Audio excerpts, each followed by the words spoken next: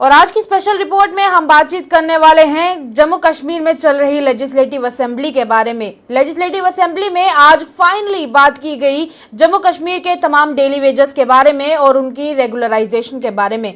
बात करने वाले और कोई नहीं बल्कि एनसी के एमएलए मीर सैफुल्ला थे, जिन्होंने डेली वेजर्स के रेगुलराइजेशन को लेकर एक बिल को यहां पर इंट्रोड्यूस किया है। और उनका कहना है कि कहीं ना कहीं जम्मू कश्मीर के तमाम डेली वेजर्स को जल्द से जल्द रेगुलराइज किया जाना चाहिए। जम्मू कश्मीर के रेगुलराइज जो बिल हैं, माफ कीजिएगा, जम्मू कश्मीर के जितने भी डेली वेजर्स हैं वो अपने रेगुलराइजेशन को लेकर लगातार प्रदर्शन करते रहे हैं। कल भी हमने देखा कि जम्मू से लेकर कश्मीर तक उन्होंने लगातार प्रदर्शन किया और अपनी डिमांड रखी कि उन्हें SRO 64 के तहत लागू किया जाए। आज के दिन उनके इस मामले को यहां पर उठाया जाना था और आज उठाया भी गया। आप खुद अपनी आंखों से देख लें। उनकी तैनात का पता नहीं चलता। आपको खुद इस बात का इल्म होगा, पिछली हुकूमत है। हम चाहते थे कि हम ये जानकारी 6 महीने में इकट्ठा करें, हमें सालों साल लगे। तब तक हमारी हुकूमत चली गई थी, तब तक ये सिलसिला चल रहा था। हमने ढांचा बना इस चीज को आगे बढ़ाने के लिए, हुकूमत रही नहीं। और उसके बाद ये बीच के साल साहब ने जो बताया इस बारे में बात कही, मैं याद दिलाना चाहता हूँ 2014 के आखिर में एक लिस्ट कैबिनेट के पास आई थी। मेरे ख्याल में वो 60 या 70 हज़ार के करीब थे। वो लिस्ट जो थी उस वक्त वो उसकी पूरी तरह से इन्वेस्टिगेशन हुई थी, उसके बारे में इंक्वायरीज कमेटीज बनी थी, डिपार्टमेंट से रिपोर्ट मांगा गया था और एक फाइनल लिस्ट बनी थी। मैं एग्जैक्ट यहाँ पर नहीं बता सकता, लेकिन 60,000 के इर्द गिर्द था वो लिस्ट। इसके अलावा एक बात में एक इंसानी मसला है। इंसानी मसला इस हद तक कि हमारे यहाँ जब ये तकरीबन हर एक मेंबर के पास रोज 10, 12, 20, 15 कोई आता है, किसी को 20 साल भी है, कुछ ओल्ड एज में है। मेरे ख्याल में अब उनका हाल इतना बुरा नहीं है।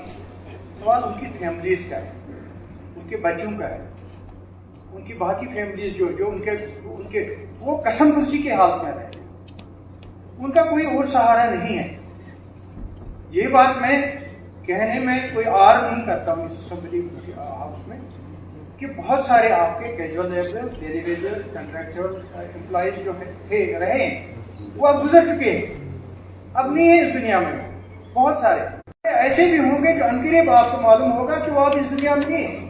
जो चीफ सेक्रेटरी साहब की क़यादत में जो कमेटी बनी है, क्या ये इंतजार कर रहे हैं कि कब मरेंगे ये सब लोग? जो कि 30 साल से, कुछ लोग 30 साल से, काफी रेगुलर है।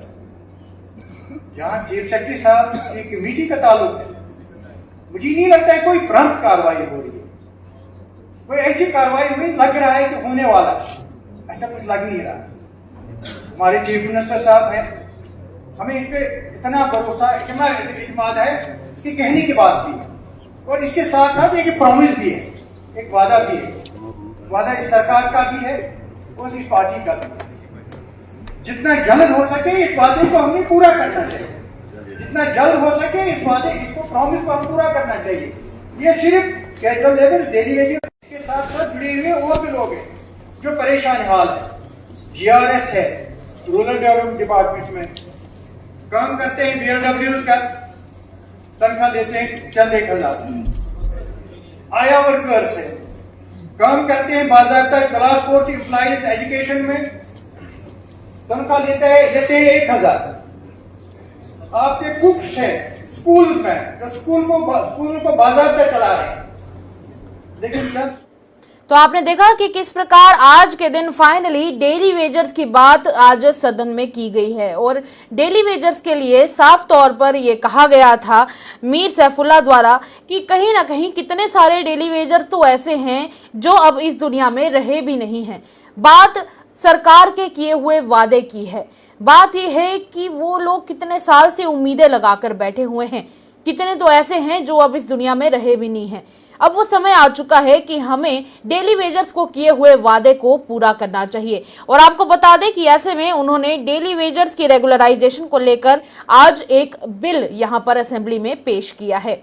इसी के चलते अब आगे आपको बताते हैं अगली कहानी है कि आज यहां पर असेंबली में नशे को लेकर भी बात हुई है। यानी कि जम्मू कश्मीर में जो पिछले कुछ समय में और पिछले कुछ सालों में इतना ज्यादा नशा फैल चुका है कि हर एक युवा उसकी चपेट में आ रहा है, उसके बारे में भी आज बात की गई। और ऐसे में जब नशे की बात चल ही रही थी तब उस दौरान एमएलए बनी रामेश्वर जी बुरी तरह से गुस्से में आ गए और उनका कहना था कि आखिर बड़ी बात यह है कि जम्मू कश्मीर में इतना नशा आ कहां से रहा है।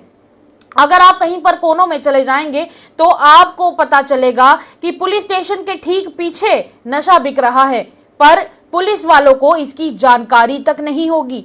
ये हमारे लिए सबसे ज्यादा गंभीर विषय है और मुझे लगता है कि इस पर ध्यान दिया जाना चाहिए। बात ये है कि यहाँ पे ड्रग्स आ कैसे रहा, उन लोगों तक ड्रग्स पहुंच कैसे रहा, उन बच्चों तक ड्रग्स पहुंच कैसे रहा। आज आप किसी मोहल्ले में चले जाओगे, एक छोटे से बच्चे को पूछोगे तो उसको पता होगा कि ये चिट्टा मिलता कहाँ पे है, लेकिन पुलिस वालों को नहीं पता। सर प्लीज मैं भी सजेशन देना चाहता हूँ, इनके सजेशन इम्पोर्टेंट है तो मेरे भी इम्पोर्टेंट है। एक छोटे से बच्चे को पूछोगे तो उसको पता है कि यहाँ चिट्टा कहाँ मिल रहा है, लेकिन पुलिस वालों को नहीं पता। पुलिस वाले की चौकी के पीछे दिख रहा है, लेकिन पुलिस वाले उसको एक्शन नहीं ले रहे। बॉर्डर क्रॉस करते और पाकिस्तान से नहीं आ रहा, पंजाब से भी आ रहा है, और पंजाब के 18 में जो पुलिस डिपार्टमेंट है वो कर क्या रहा है। और इसके ऊपर आज तक और जिस IAS और IPS ऑफिसरों की ड्यूटी लगाई गई है उनके नाम तले ये ड्रग्स का धंधा चल रहा है, तो वो कर क्या रहे हैं। और जिसकी बात हो रही है कि 3000 करोड़ पता नहीं कितने अमाउंट बताया कि बॉर्डर को सील किया जाएगा, जब तक बॉर्डर सील होगी ना जनाब तब तक जम्मू सील हो चुका होगा। आज जम्मू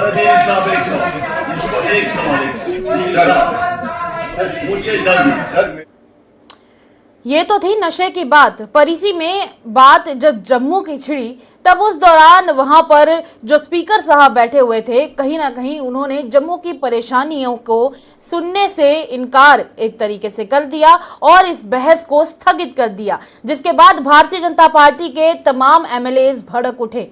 उनका गुस्सा वहां पर देखने को मिला।